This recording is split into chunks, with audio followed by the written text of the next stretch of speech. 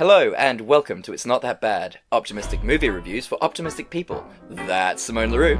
And that's Chad Ekowitz. Did you like that? I thought let's give it a bit of a game it. showy thing. Yeah. Tell them what you've won this week, Derek. Well, on this week's show, he's won the opportunity to watch 2 terrible movies and then have 2 millennials tell him why they're not that bad. Perfect.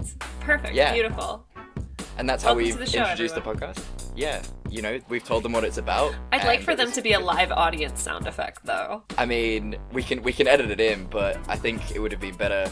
It would be great if we had a live audience in our respective homes. I disagree. I mean, why are you trying to fight this? Why am I like this? You know, just invite 20 to 40 people into your apartment I don't think every I week. know 20 to 40 people. That's both good and bad. Like, I appreciate that fact. Like, don't you? Like, aren't you glad you don't have to know? I know 20 to 40 people, but not, like, so well that I would have them in my home. You know what I mean? And I like that. Like, I'm so glad we Yeah. don't have to deal with people. I feel like I've really curated my experience of the human race just down to what I want. And that's good. That's how you've learned to adult. It's the experience of knowing people are the worst, and that there are maybe 6 people on the planet who you can stand. Yeah. And one of them is your boyfriend. And the other 2 are my cats. Leaving and then you, 3, of course. And then me. Yes, and you. I'm just joking. I have many dear friends who listen to this podcast, and I love you all. I don't. You can all go to hell. No, but seriously, if you are still listening, my friends, you know, whatever. I don't care. I don't know where I'm going with this. Well, this isn't let's good get back on podcasting. Let's get back on track. What are you reviewing this week, Simone? Tell the I people. am reviewing the 4th installment of the Pirates of the Caribbean series that nobody asked for, called On Stranger Tides. I'm so excited to deep dive into this one. Now that is what I call good podcasting. What are you doing? This week, I am going back to my Jewish roots and doing You Don't Mess with the Zohan. Ben Stiller's finest work, some say. Adam Sandler. That is why it's Ben Stiller's finest work, because he's not in it. He's not in it. Is my saving throw on this one. It's Adam Sandler's finest work, some would say. It's certainly not his worst work. That is I true. think we can agree on that. Yeah. I mean, he's got a large plethora to choose from, but I think It's we a both low know... bar. I think we both know that it's a podcast that we've done already, which was Jack and Jill. That's what I would say. Yeah. Yeah. To be fair, I haven't watched a lot, like all of his movies, so I can't judge, but I also don't intend to, so... No. Why would you? I mean... Well, you've made me do that time and time again on this podcast. It seems like I really do hate Adam Sandler, like, And a yet lot. you love him, because you keep making me watch him and trying to say nice things about him. I'm trying to justify him in the eyes of his Lord and I Savior. wish you'd stop. Okay, I'll try. So I guess, I mean, with being the last week of my exam shutdown, I'm still not drinking, excited. but so because of that, I get to go first this week because we're taking turns. Okay, but do you want to know what I'm drinking? Yes, for your ritual, I do want to know what you're drinking. I am drinking a... I can't pronounce Afrikaans. Grete Post unwooded Chardonnay. Ooh. It is a 2018 Chardonnay. I prefer a Oh. wooded Chardonnay, but that's okay. What is the difference? Because I don't know nothing. If it's wooded, it spent time in wooden barrels, or usually oak barrels, so it's got like a bit more of like a smoother flavor. Mm-hmm. Okay. And that's what gives Chardonnay like its characteristic like bread and butter nutty flavor. But this doesn't have that. It's still perfectly acceptable white wine though. It's 13.5%. Nice. Okay. Yes. That's lovely. And you went rock climbing this morning, so I mean, you'll be well on your way. I am a glass and a half in, but like I also had a pretty Oh. big lunch in anticipation, so Fair I feel enough. pretty good. You should. You've had you look good. It's gonna be a good podcast. I'm feeling this. My upper I'm body feeling the strength fire. is slowly increasing. That's great. That's Yeah. great. Yeah, I'm proud. I'm proud of you. Thank you. This is how you live your life. It's great. I'm living my most millennial life. I had kombucha at the climbing wall too. So Oh, I wow. went climbing, indoor climbing, obviously. Yeah. Had kombucha and a vegan muffin. And now I'm recording my podcast. That's superb. What a wonderful life. Honestly, could I be more millennial? Probably not. I don't even like No. kombucha that much. I don't know why I ordered it. Oh man, that's so great. Well, it's not well even done. my choice anymore. You get snaps. You get Thank millennial you. snaps for Thanks. that. But tell me about You Don't Mess with the Zohan. Well, I think the most important thing to know about this is that you do not mess with the Zohan. You do not. That is the overarching message of this film, and it's an important one that we must all remember. What's really funny, and I've just realized this now, is that my synopsis and sort of the page that I read from, I always include the title on top of our two movies, so it'll be like my movie then and your movie. Yeah. And this week it reads, "You don't mess with the Zohan and on Stranger Tides," which is just a great sort of warning for people. You don't mess with him, but certainly not on Stranger Tides. Adorable. The Zohan, played by Adam Sandler, is an Israeli military miracle. Single-handedly, he has taken down more terrorists than anyone else in the entire Israeli army. He is famous, loved by the ladies, and an expert in disco too. Basically, there is nothing the Zohan cannot do.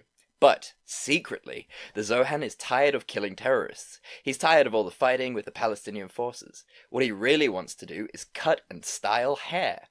One night, he tells his parents this, played by Dina Duron and Shelley Berman, and they disapprove of the plan and call him a fagula, while laughing in his face. We'll get on to fagula, I'm sure. We then learn that the Israeli government is tracking a Palestinian terrorist named the Phantom, played by John Turturro.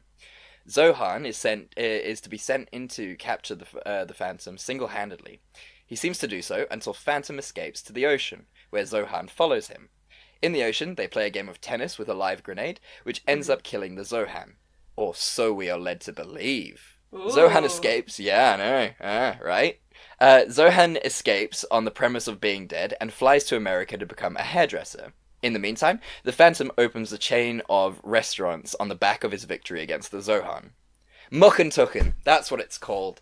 I couldn't remember today when I was writing up my synopsis. I couldn't remember what it was called. I was going to call it Hammertuchen, which is an actual Jewish dessert. So, whilst in America, Zohan meets some zany characters. He meets Michael, played by Nick Swasden, who lets him live with him, as well as Michael's mother, played by Lainey Kazan, who he has sex with. He also meets Uri, played by Ido Mosseri, who sees through the Zohan's disguise as the Australian Scrappy Coco and tries to help him out where he can. Zohan, or rather Scrappy Coco, as he is known in America, is finding it really difficult to find a job as a hairdresser, so he has to settle for working for a Palestinian hairdresser, which he first objects to, but then is okay with once he realizes that no one in America cares about the Israeli land war. And in America, both Israelis and Palestinians are just all the same. He starts as a hair sweeper and is eventually promoted to a hairstylist. All of his female clients love him because he has sex with them.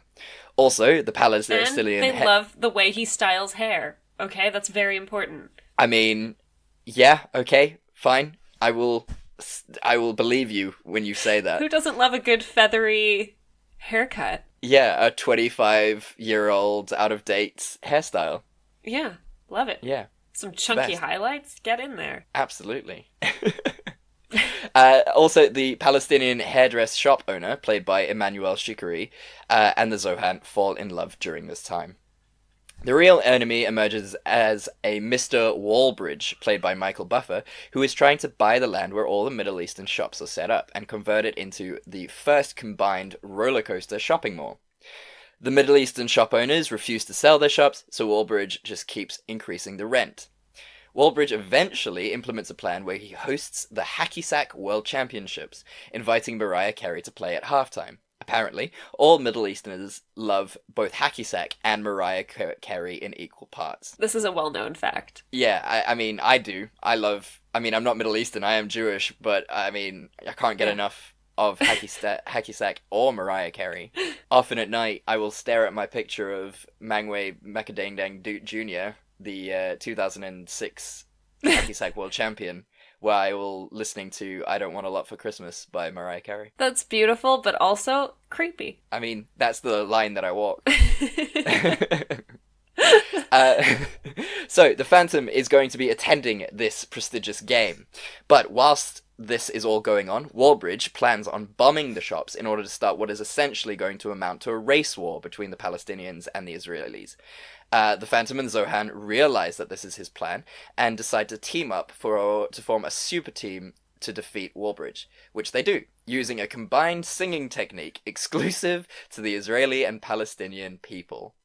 They set aside their fighting, Zohan and the shop owner stay together. We learn that the Phantom is actually the brother of the shop owner, and in real life, this is what caused the Palestinian-Israeli war to end.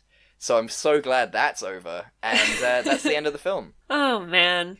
I will say, I actually really appreciated the film's overarching message of love and acceptance and finding our common differences. Like, I thought it was kind of neat that, like, Yeah. you know, in New York, like, away from the conflict, like, there's so much more in common than there is different.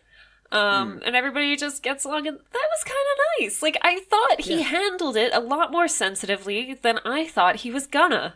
Yeah, exactly. He doesn't know how to handle homosexuality, nor transgender stuff, nor that women are people. But he seems to really walk a fine line of acceptability when it comes to Israeli-Palestinian politics. Yeah, which is really ironic, seeing as those two countries can't do that. And haven't been doing that for, like, 2,000 years. There was that great scene where they're trying to buy weapons, and it's like, we've actually... The hotline is like, no, we've stopped selling weapons because we're currently in negotiations, but we'll resume selling once they break down again. Which I was like, still topical. It's great. It will be topical even when we're dead and buried, I'm sure. So tell me, Simone, what is your stance on the Palestinian-Israeli war? I am... No. Let's deep dive straight into it. Tell me, what is your thought about the Gaza Strip? For all of our listeners, Simone is now actually profusely sweating. I'm like crying. I'm like, I really don't want to... No, let's not, seeing as, personally, I don't know that much about it. I genuinely don't have enough to have, like, a very valid opinion. educated opinion. Yeah. Which I understand is a mechanism of my privilege and, like, overall ignorance. Like, I should know more. But it is, to be fair, on our sort of behalves, it's also just one of the most complicated things ever. Yeah, it's super complex. That's also why I don't want to say anything, because, like, what the fuck do I know? Where do you start? Exactly. I mean, we've got a strict hour to do this in, and the war there has essentially been raging for, like, over 2,000 years. I mean, and no one comes here to listen to our international relations expertise. They don't? My dad would have a fucking heart attack if he heard me trying to discuss international relations poorly in a public forum like this. I think we should have invited your dad on for this one, because he could have My dad also would have been like, I don't think I'm at liberty to discuss right now. Like, oh, man. But yes, I think, like you said, he handles this really well. And he just also the fact that he kind of walks that line of the war is really dumb and we really shouldn't be fighting is really nice as well. It's nice to see, because let's be honest, war is really dumb. It was kind of cool to see a movie about the experience of Middle Eastern immigrants in the US. Like, obviously, I think things are a lot more toxic now than they were when this movie came out. You know, I say that not having been around, but just, like, from what I can tell. And it was kind of cool to see, you know, it's a movie shot in New York, but it's, for once, a movie shot in New York not centered around white people. Yeah, exactly, which is really cool. I mean, this came out in 2008, so it happened after 9/11. So, you know, look, there is a difference, obviously, between sort of Middle Eastern, Israeli, and Palestinians, and Iraqi and Iranian peoples. Yes, they are all Middle Eastern, but I think a lot of Americans just sort of generally group them in together, and so it's really interesting to see it from that perspective, like you were saying, of unoppressed people. And it's nice that they just make fun of it as well. Yeah, it's I mean, so when I first watched this movie, it must have been sort of soonish after it came out. I don't think I'd really met someone from Israel before that I understood the joke. But the second time around, I definitely did, and it was a little funny. Yeah. Yeah. There are bits that are really, really good. The overall, the bit at the end where they team up and do the song, the sound effect, is really funny because that is both Jewish and Palestinian music. It's all terrible. And with that, too, anytime he argues with, like, his love interest, and they argue with each other the exact same way, was, I thought, like, a really clever bit of script writing. And I cannot believe we are being this positive about this movie. Look, at its heart, this movie is a political dream. It's really surprising. And also, there was only one vomiting scene in the entire movie, and it wasn't even that bad. So, which is rare. That's hard for Adam. I mean, look, we have to accept that when it's an Adam Sandler movie, there is going to be some homophobia.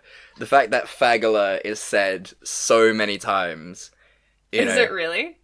Yeah, they say fagula like a good 50 times. It's like, oh, you want to cut hair? Use fagula? I was like, oh, that's unfortunate. Okay. The mistreatment of women as well is always a thing in an Adam Sandler movie. He actually full on, and it was quite funny because I often have trouble remembering exactly what the definition of gaslighting is. But there is a very clear example of gaslighting in this film where Zohan starts to have sex and dress and style the women's hair, and his love interest, whose name is Dahlia in the film, played by Emmanuelle Chikri, she comes to him and she's like, oh, you need to chill out a bit. You can't keep having sex with the people and, thrusting your penis in their face while you're washing their hair. And he's like, oh, but why? And she's like, oh, because, it's sexual harassment. And she's right. Yeah. And then one of the patrons, one of Zohan's clients, goes, oh, but I like it. And Zohan's like, oh, well, she likes it, so it's fine. And if that's not gaslighting, I don't know what it is. Illegal and a health code violation. Yeah, exactly. So, guys, she's right. He's wrong. And the fact that he's just allowed to just continue having sex with the patrons is outrageous. Especially because, he knows he's in love because he can't be erect for anyone but the girl he has a crush on, which is a weird sort of romance, but okay. Yeah. And then the old lady's like, no, it's not about the sex, you just make us feel special. And it's like, yeah, obviously. Yeah, exactly. And to be fair, it's actually prostitution. He is being paid for his sexual services. It is sex work. If that white guy really wanted to shut them down, he'd just be like, it's clearly a brothel. Yeah, and that would have been fine. Oh, white guys. Missing opportunities, as always. Yeah, overall, I did, it's an odd movie because there's bits of it, and just overall, you should hate it. But it is also just so true and funny. I mean, if you have ever been to a shop run and owned by a Middle Eastern person, it is exactly like that. And it is so funny because that is what they do, and it is great. And I love it. And it's part of this amazingly rich tapestry. And it's just funny when white people go into these shops and they don't know what to do. When it's just like, it's not broken, you go away now. And it's like, oh, okay, yeah, sure, fine. Especially Amazing. Me, the least confrontational person on the planet. I'm just like, it's just that, it's not working. So, it doesn't matter if I'm in the right. I will have a panic attack and apologize. Yeah, absolutely. And, I mean, that's their advantage, and that's their prerogative, and good on them for using it. So yeah, I appreciate it. I think this may be one of his better movies.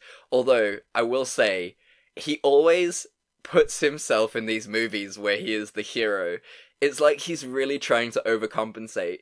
He just sat down and was like, what if I made a movie where I had a massive penis, could kill... not penis. It's the bush. Oh, sorry. I had a massive bush, which apparently is a thing for him. I was super fit and sexy, and... he did work out for this role, though. Did you he? have to give him that. Okay. He's Like- he has a bit of a better body. A bit of Yeah. a better body? A bit of a better body. I mean, he didn't Chris Hemsworth it or anything, but, like, he had a Can- bit of an ab. He you could see some definition, I will give you that. But it is just really funny because, he's like, what if I wrote a movie where I have a massive, I'm really impressive, all the girls love me, and I can kill terrorists with my hands.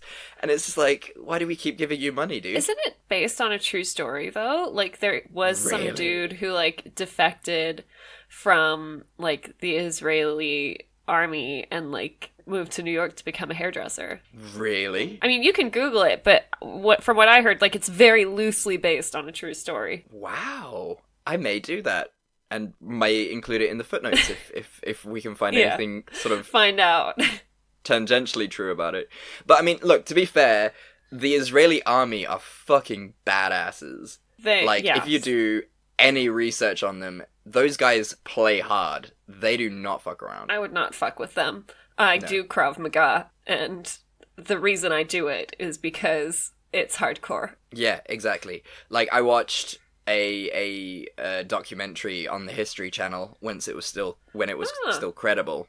Still And about history. they had it's still about history. And they had this Israeli soldier on, and he had like a 20 kg backpack on, and they'd put sun lamps on him, and they made him run on a treadmill for like 3 hours straight, no water, nothing, and he was absolutely fine. Jesus. I go for like a 10K and I'm like, oh my god. Kill me. If you've never been to Israel, it's hot. It's really It is. hot all the time. The ocean is like a bathwater heat all the time. I really want to go to Israel. Israel is beautiful. Oh, I gotta tell this story. We Okay. went to Israel in 2015, 2016. It was me, my brother, and my father.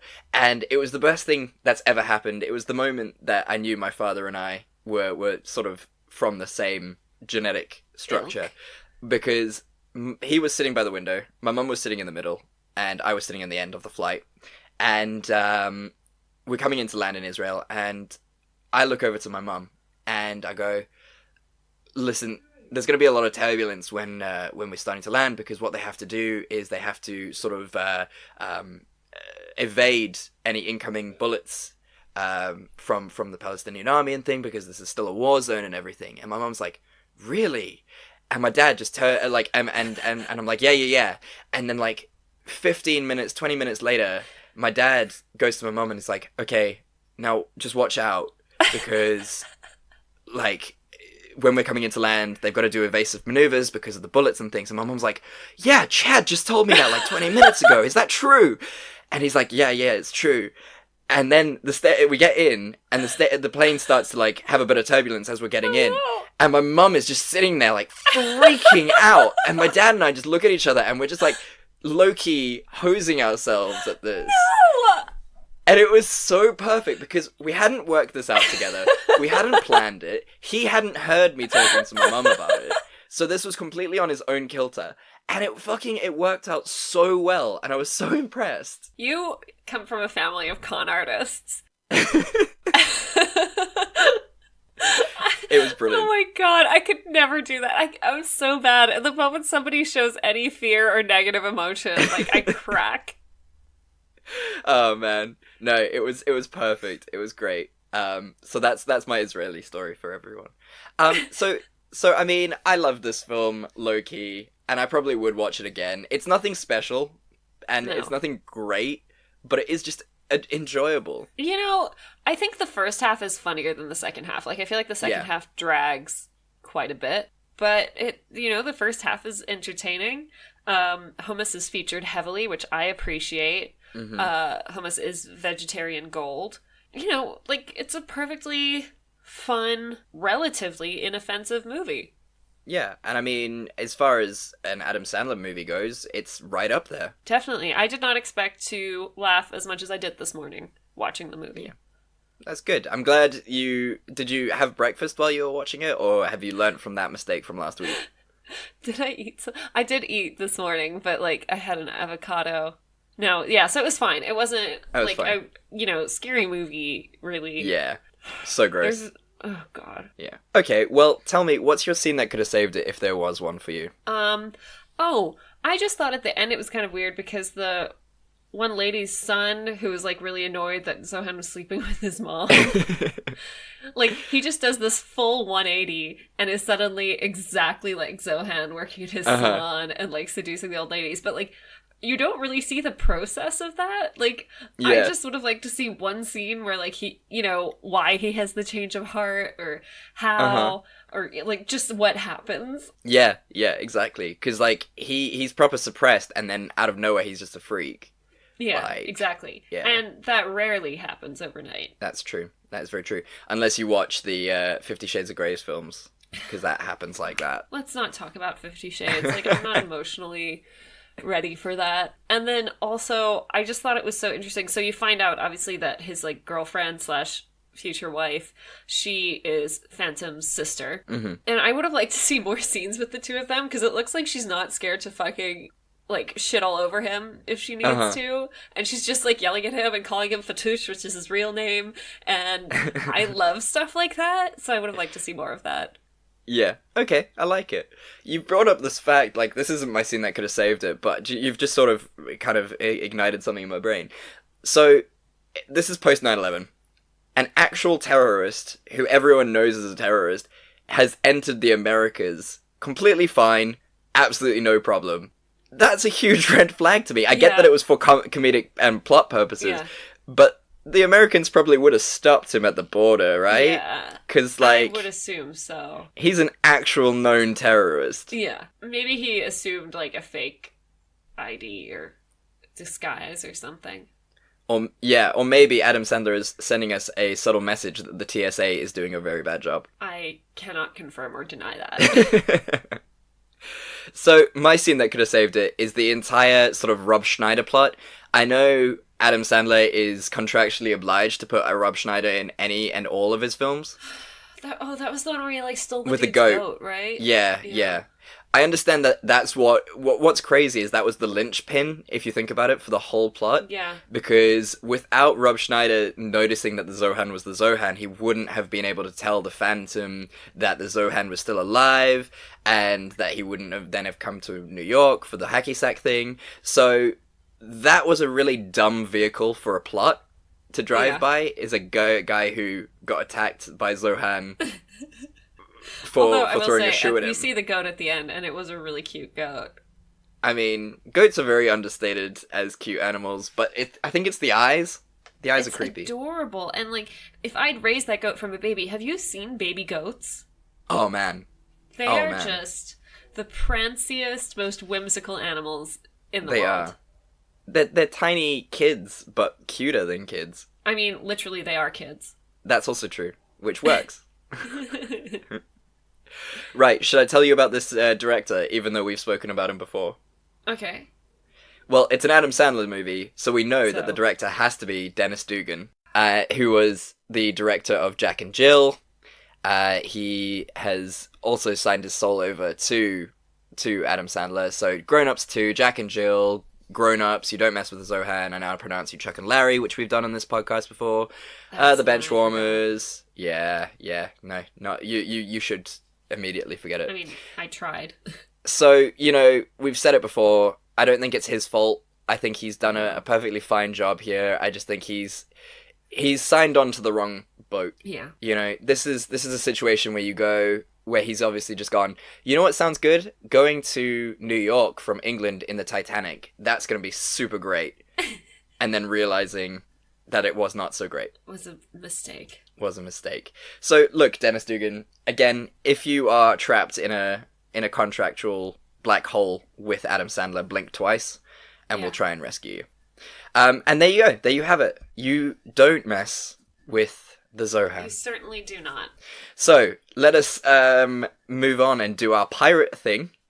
Pirates of the Caribbean. Okay, I did not have time to write a synopsis, so I will be leaning heavily on IMDb's synopsis. Thank you, IMDb. I'm so sorry. I was climbing and I lost track of time. Hey, it's fine. And I was not even climbing well. Point is, you went out there and you climbed. Can I say, while I was at the climbing wall, like, so there are a lot of competitive climbers that climb there, and especially, like, young kids, which is upsetting because you're watching these, like, tiny people tackle routes that... Anyway, so it was this youngish girl, I think she must have been, like, between 10 and 12 years old, doing this, like, crazy route. For climbers there, she was doing a 22. Jeez. Top rope, and then clipping in as she goes along, which is really hard. Yeah. And she was sort of close to the top, and, like, when I sort of got to that area, she was stopped. She was just sort of hanging there. Like, whoever was belaying her just kind of was, like, holding her there. And I think she was crying, because, like, so her mom was like, you know, I don't want to say the name, like, I'll call her Carmen. Yeah. Like, Carmen, like, you know, just do one last climb, like, you'll get it done. And she's like, I just need a break. And I was like, oh my God. Oh my God. And they're like, you know, and I understand, like, you don't want them to hang out there too long. And, like, you know, you want them to push through a little bit. I assume she was a competitive climber if she's doing a 22. And, like, they just kept pushing her. And then eventually she was like, I just want to rest. And then she, like, finished the route. She came down. There were, like, 3 adults at the bottom. The one dude turns to her. I think the dude was belaying her. And he's like, that's how you lose. And I was like... What? Jesus Christ. That is horrible. I mean, I get, like, you know, if you're, like, an athlete and you're competitive, you know, you get treated a bit differently and you get pushed a bit harder, but, like, she's a kid. Yeah, that is awful. Yeah, it was horrible to watch, and I was just really upset by it. That's awful. I hate, just, like, competitive parents like that with small children. Especially, like, something like climbing, which is, like, a sport full of really lovely, chill people. Yeah, exactly. Like, it's not gymnastics. You can understand it in gymnastics. Yeah, and it's like a training session. She was close to the top anyway. It was, like, just, like, let her try again in a bit. Mean. Damn. That's how you lose. Yeah. I think we should make that a t-shirt. That's a t-shirt now. No, shame. So, I hope she's okay. Maybe I saw something out of context, too, so I don't want to shit too much on the people she was with. Invite her to the next episode and we'll just give her a cuddle. Okay, that could be weird and misconstrued, but okay. Do it, Simone. Invite a small, underage child without her parents to this podcast, against her will if need be, and just hold her. Hold her. I don't want to go to prison. This podcast could take a very different turn. Okay. Okay. So this is not going to be my most coherent synopsis, but here we go. Aye, but the seas aren't coherent, so Aye. Aye. The sea be the saltiest mistress. I don't know what that accent was. I don't know where I went, but okay. It was perfect. Thank you. Okay. This installment of Pirates of the Caribbean obviously follows Jack Sparrow, played by Johnny Depp, on another wild adventure where his plan is to find the Fountain of Youth. He first gets asked to find the Fountain of Youth along with his old friend, Mr. Barbossa, Captain Barbossa, played by Geoffrey Rush, by King George II, played by Richard Griffiths. He does not want to do that, so he escapes and runs back to a bar where he meets up with his old friend Josh and E. Gibbs, played by Kevin McNally. There, he finds out that there is someone impersonating him and collecting a crew, presumably to also go to the Fountain of Youth. The person that is impersonating him is Angelica, played by Penelope Cruz, the former lover and daughter of... his former lover, and she's also the daughter of Blackbeard, played by Ian McShane. That would have been absolutely an amazing sentence. Important distinction. Yeah. So, Blackbeard possesses supernatural powers and practices voodoo magic, so he can control, like, the ropes on a ship and stuff. It's really cool. Yeah. Jack decides that Jack tells them that he knows exactly how to get to the Fountain of Youth, so they should bring him along. Angelica also tells him that the reason Blackbeard is so desperate to find the Fountain of Youth is that there's a prophecy saying that he's going to be killed by a one-legged man. Interestingly, Barbossa is one-legged at that point after Blackbeard attacked his ship and he was forced to chop off his own leg. So, the whole episode is a race against time, where the crew of Jack and Angelica and Blackbeard are racing the crew of Barbossa and the British Navy. It turns out that to really benefit from the Fountain of Youth, you have to undertake a ritual where you take 2 chalices from some royal dude. The Constellion? I feel like that was his name or something like that. Someone like that. Doesn't matter. Super old rich white dude. A super old rich white dude. You use those 2 chalices. You get a mermaid's tear in one chalice.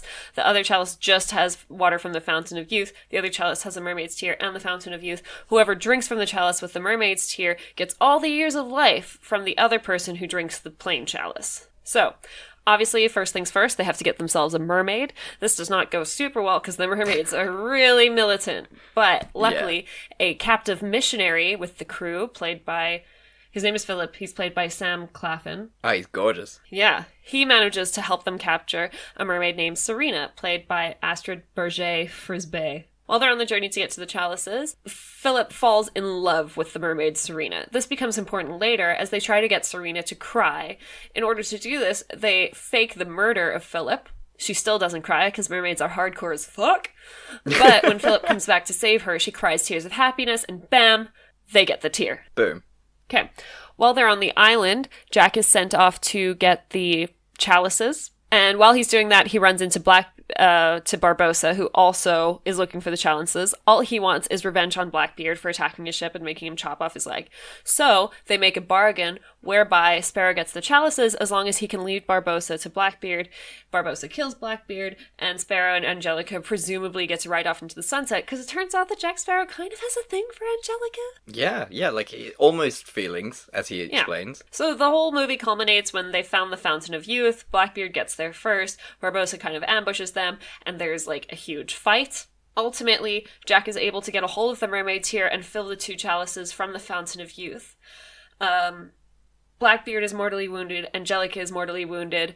Jack goes, hey, one of you gets to live. Blackbeard betrays Angelica and drinks the chalice that he thinks has the mermaid tear in it. Angelica drinks the other one, but whoops, classic Jack trick. Angelica actually drank from the chalice with the tear. This kills Blackbeard. Angelica presumably lives forever, but he doesn't want her, snooping around, so he kind of abandons her on a tropical island. They have a bit of sexy banter, but he still leaves her. And him and Gibbs are ready for another adventure, having stolen a whole fleet of ships. That's, and that's the film, I guess. Yeah. So what stood out for you, really? I thought the mermaids were really fucking cool. The mermaids were badass. They can fight. Yeah, and the lead mermaid, whatever her name was, she was very, very cool. She was lovely, and like you said, super hardcore. Like, when they killed the missionary, Fake killed the missionary, she's just like, nah, whatever. I was in love with him, but fuck him. That was great. Yeah, and it's the fact as well that, when they're not in water, their legs turn to, their tails turn to legs. That was a really cool touch. That's one of my favorite kinds of mermaid stories. Yeah, it was lovely. I think, for me, the thing that stood out more than anything else was Blackbeard's accent and just fluent pirate was beautiful. Like, the fact that he just changed am to be, and it didn't sort of cause any clunkiness in his speech. Yeah. It wasn't, overly piratey. He just spoke like a normal human being, but he just replaced am with be. And it just worked so fluently and beautifully. Flawlessly. Ian McShane is a great actor. He's superb. He's American Gods, isn't he? Yeah, exactly. I was going to say he plays Wednesday in American Gods. Which, again, also amazing book, but yes, and amazing show. I also need to watch season 2. I haven't gotten to it yet. I'm about 3 episodes into season 1, so I can't really speak. I mean, you're studying for exams. We don't expect you to keep up. Thank you. I appreciate that. I can barely get through a day. But yeah, overall, I mean, it was a fun movie. You can feel that it was the 4th one, I felt. I think it just lacked a little bit of soul. Yeah. It's all, it's the same Jack Sparrow trickery and banter, and it's the same cast of kind of interesting characters, but it was just a little sad, Yeah, absolutely. And like you say, same characters doing the same thing again for the 4th time. And they try to, like, reinvent some things and bring in a bit of backstory and, like, a history of it with Jack and Penelope Cruz. Who, let's not get wrong, Penelope Cruz in this film, amazing. She always does flawless a great job. human being. Love her so much. She's perfect. And that fight scene between them and when she imitates Jack, so funny, so excellent. Yeah. It felt tired. We're tired now. I feel like there was one after this. Yeah, there's another after this, and I think there's a 6th coming out. Oh, can we not? I know. I will say the whole voodoo aspect with Blackbeard was really cool. Like, his control of the ship and then also, like, him using voodoo dolls and stuff. Like, that's kind of fun. No, it was really, really cool. Because that's not what you think of. Like, when you think Edward Teach, you just think, Blackbeard, he's just a really scary pirate. The voodoo aspect he was. is nice. Yeah, no, there's no question. I mean, he's the most infamous of all the pirates. And his sword was really cool as well. You gotta admit, that sword was pretty amazing. I had a bit of a problem with the Fountain of Youth aspect of it, though. I'm not gonna lie. Like, just, the general rule with that one is that you'll get all the years of the life of the person who you drink from. Yeah. So, technically, because Blackbeard was gonna die then anyway, he had, 35 seconds extra life? Yeah, but you also get all the ones he's already lived. Oh, okay. Yeah. So she'll live to, 160 odds, I guess. Which is pretty nice, I guess. Yeah, no, for sure. Like, but also, I feel like it's a bit of a fucking cheat, right? Because it's not then a fountain of youth. It's a fountain where if you follow a specific ritual, you get to live longer. Like, That's an actual fountain of youth would just be a fountain where if you drink from it, you're young for longer. Yeah, like in Jupiter Ascending. God, let's not talk about Jupiter Ascending. We're referencing a lot of movies that we've done already, and I'm so happy about it. It's great. You can see there's common themes here. We could actually write an academic paper on this. I don't about what want makes to. a bad movie. Oh, go on. You know you love writing academic papers. Yes, I don't think there's a soul in this world who doesn't love writing academic papers. It's the referencing. That's what I love, personally. Oh, yeah. The endless referencing. That, I will say, though, referencing programs truly are a lifesaver, and the people who program them are gods. Yeah. Thank you for all your hard work. It couldn't have been easy. So we salute you. Yeah, I'm a Mendeley girl myself. Oh, that's lovely. You see, sponsor us. And this podcast is sponsored by Mendeley. We're huge nerds. I don't want to discredit it by not speaking about it that much, but I mean, there's not really much to say about it. What was your favorite thing? Again, the mermaids, still. The mermaids, yeah. The thing is, the whole movie is fine. You know, I think it's a morning movie. Like, you watch it if you're a little hungover and maybe you're eating some takeout. And, like, you don't need to pay attention super much, but, like, visually, it's really entertaining and beautiful. It's got a couple fun jokes that you can laugh at, even if you're not, like, all there. Yeah. And it's, it's fine. I'm sure it had, like, this ridiculous budget that was so unnecessary for it. And it probably didn't make that back. I mean, I'm completely being speculative here. But, I think it made a bit of a profit, but really? I couldn't tell you how much. I mean, it's purely riding off the coattails of the first one. There's no question about it. The first 3, even. Even the first 3, I mean. But yeah, I mean... I mean, I think it's also very much a movie for children at this point. All the movies are PG. I think it could still capture your imagination if you're a young person. I think, it's just for your kiddos. A family-friendly movie. It's the white bread of movies. It just does well for everyone. And, yeah. I'm glad they had Jeffrey Rush back as Barbossa. I think he is the best pirate. Oh, he's so spicy. I love him. I love him. Oscar he really winner takes Jeffrey the role. Rush playing a pirate. He really takes that role to heart, and it's beautiful. Yeah, his pirating accent is amazing. I think Gibbs is a underrated character, as always. He should have been given him more. He should have his own spin-off. I love Gibbs. He's adorable. He's so good. He's so good. So then, what could have saved it for you, if there was anything in particular? The scene at the end where he leaves Angelica on an island was very confusing to me. And And it was like, I don't know, like, weirdly sexist. I don't understand why there's always some scene where Jack Sparrow is pissing off a woman on an island and making her act, like, really undignified and throwing a fit. Like, he's drunk all the time. She literally could have raced him to the boat and been like, okay, bye. But she just, like, stands there and watches him go. Yeah, she could have, like... She could have fought him. Yeah. She's clearly a capable fighter. I don't understand these scenes where, like, these very capable women are rendered useless by some half-drunk dude.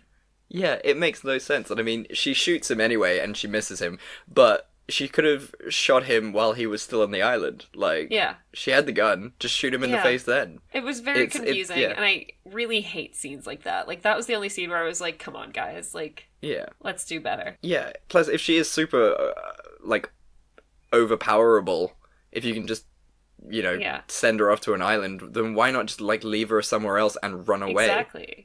Exactly. Yeah. For me, it was the fact that the whole point of this movie makes no sense. If you really think about it, if you really get down to the nitty-gritty of this film, there is no difference in plot between this one and the first film, where it's essentially Jack Sparrow is still trying to get the fucking Black Pearl back from another pirate. There is literally no difference. So how have we got 4 movies with essentially the same plot? It's upsetting, the fact that we can reiterate this movie 4 times and still he doesn't have his goddamn ship. No, that's true. Let's have a new plot, shall we?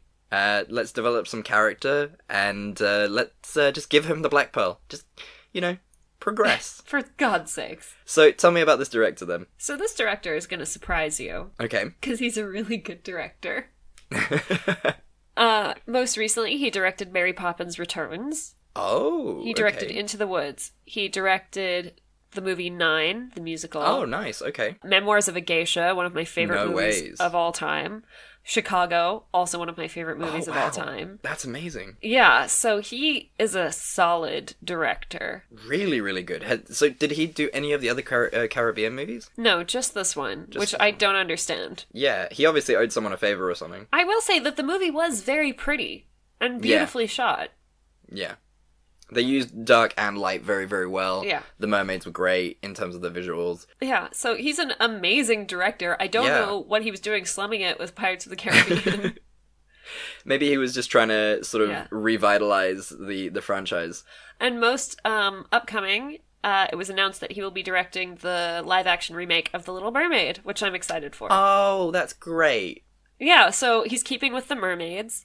And I think he'll do great. Yeah, good on him. And yeah, he's a great director. It's just very clear that this was a bad film. But not a bad film, just a plain film. Yeah, it's certainly nothing to write home about. Well, thank you for letting me watch it, though. I appreciate having to watch this again. So, next week, Chad. Yes. You are going to be done exams. Yes, I am. I'm so very excited. You are going to fill that 2-liter water bottle with alcohol. Yes, I am. And we're going to record. It's going to be really sloppy. And you had the most brilliant idea of all time, which was, let's do terrible school films. Yeah, school or law. School or law. I found mine, so I'm excited to hear what you're going to do. I want to hear what you're doing first. Okay, fine. Seeing as you usually go first, I'm okay with that. Yeah. So get ready to head on back in time to a pre-racial world and a awful rapey time. For we will be watching Grease 2. Dear God. I know. I've never seen it. I'm excited to see how much worse it can get. You know, I was so much more generous with you because I decided we would watch the second Descendants movie since we both loved the first one so much. Yes! I'm so excited. Oh man, I didn't even think of the Descendants. No one ever does. And that's the problem. Okay, I'm excited for that.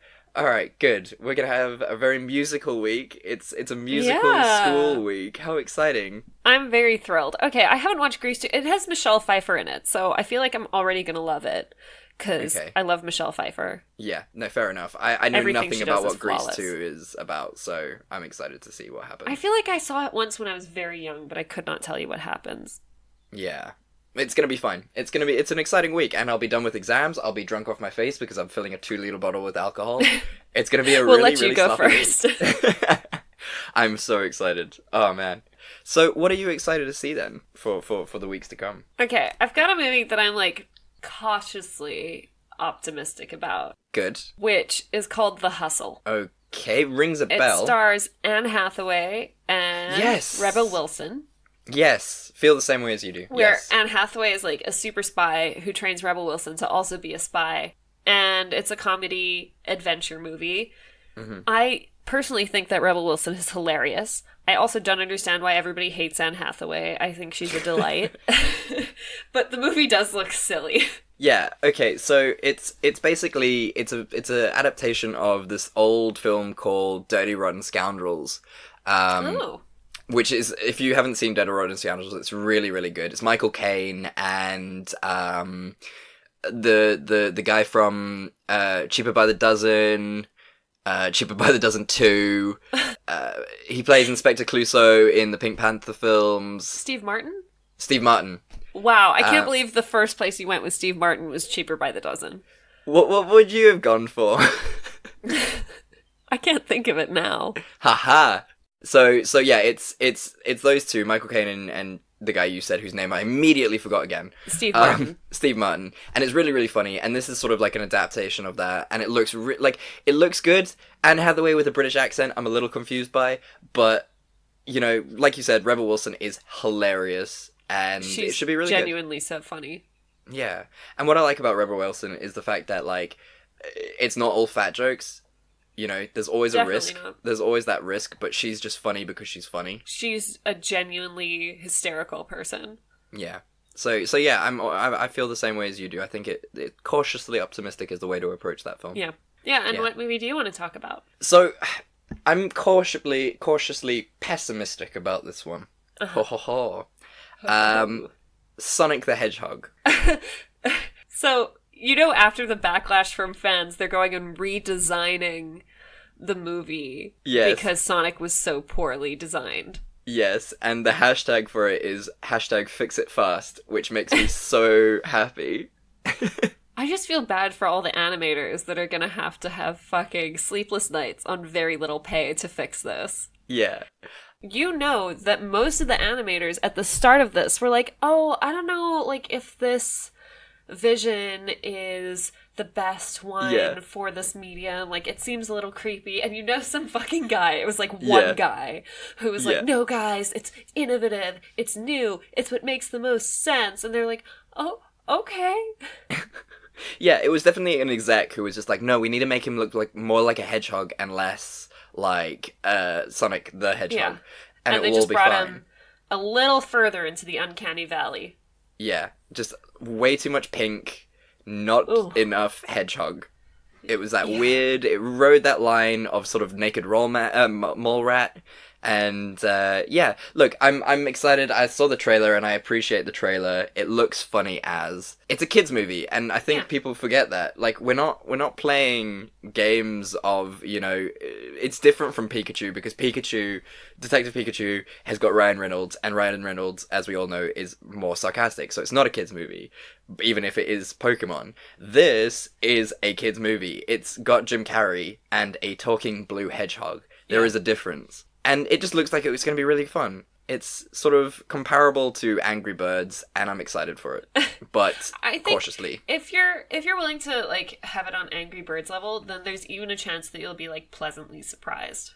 Exactly. And that's why I'm trying to be, like, cautiously pessimistic about it, because I think it's going to do badly, but I'm just excited for it regardless. Yeah. So yeah, Sonic the Hedgehog, man. Gotta go fast. So there you have it, everyone. In a really backwards order, we have finished the podcast for another episode. I think next week we should really fuck shit up and start with things that we're excited and unhappy about, then move to directors and literally go backwards. Our listeners will rebel. Yeah, that's also true, and it just sounds really complicated, way more complicated than we need. Especially if I'm going to be getting wasted. Yeah, no, let's keep the order that we're used to, so even your hammered brain can get function through it all. Yeah. So, how was your week, Simone? My week was pretty good. I have a surprise long weekend tomorrow, because it's a British bank holiday. Yeah, thank you, Britland. Doing us a favour for once. But no, my week was pretty good. I watched Someone Great on Netflix, which stars Gina Rodriguez, who I adore. And it's just like a really fun movie. I watch it with my sister. It's like a girls' night kind of movie. And yeah, it's really fun if you just want like a chilled, fun, silly evening. Where you also feel feelings, though. Oh, okay. I haven't seen it advertised, so I'll go check it out. Yeah, it's probably, you're not the target market. I, as a 25-year-old woman, absolutely am. Fair enough. Okay, so I've actually got to go on a deep dive for it. Yeah. Yeah. The same way I had to deep dive Netflix for You Don't Mess with the Zohan. Like, I feel like as I was searching for it, Netflix was like, are you sure? Yeah. Has someone hacked you? Like, is someone else using your account? But yeah, overall it's been a nice week. How's your week been? My week has been obviously just chock-a-block. It's literally 2 days, as of recording this on the Sunday. We've got 2 days until exams. I'm travelling down to London.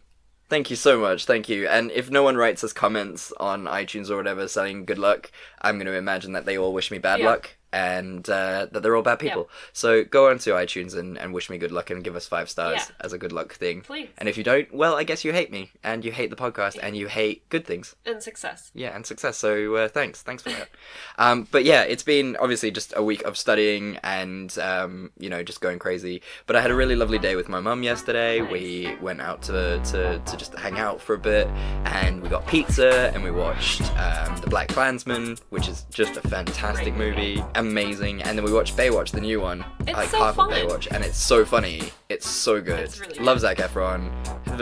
Low-key have a super crush on The Rock because he's just a phenomenal human being. I think high-key everyone has a crush on The Rock. That's true. That's also true. And I just had a really nice Saturday, and then I'm just back to studying today, and then all of next week is exams. So that's going to be fun. Woo! Whoop woo! And so there you go, everyone. Thank you for listening, as always. Yes. We really, really appreciate it. We love all of this, and we love you guys so very much. And give us a rating, give us some likes, leave us some comments. We really appreciate anything. Give us some feedback, and you can give us some feedback. Tell us where, Simone. You can talk to us on Facebook or Twitter at It's Not That Bad One. You can talk to us on Instagram at It's Not That Bad Podcast. Or you can just email us if you want to be a bit more private about it at It's Not That Bad Podcast at gmail.com. You can follow me on Instagram if you want to see pictures of my food and my cats at simone.le.reux. And where can the people find you, Chad? Yeah, they can find me on Twitter and Instagram on chatsbean1993. You won't find any pictures of Simone's cats or food there, but I do recommend you going and following Simone. She is great, and the pictures are always great. But yeah, follow me on Instagram for the, once in every 6 months I'll post something, or Twitter for the same reason, at chatsbean1993. And there you go, everyone. And as we say at the end of every fantastic episode, we love you, and there's nothing you can do about it. We love you, and there's nothing you can do about it. Goodbye! Bye!